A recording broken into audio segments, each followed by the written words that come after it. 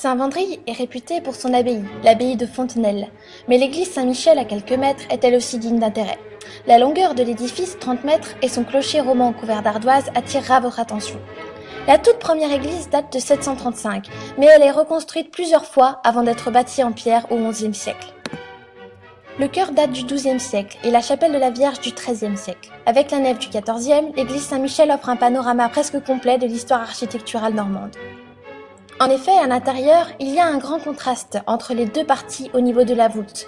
La nef a une splendide voûte en berceau de l'époque où les charpentiers construisaient à la manière de coques renversées, et le chœur est voûté de croisées d'ogives.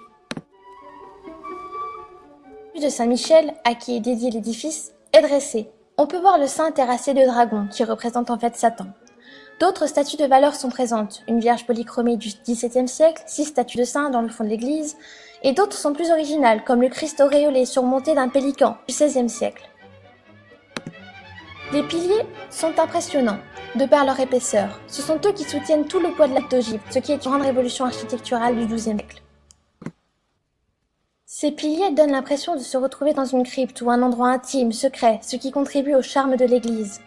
L'intérieur est hétérogène, le chœur contient un autel avec des dorures, la tour de gloire est avec son fer forgé, et les chapiteaux de la nef sont ioniques, inspirés du style antique comme cela faisait à la Renaissance.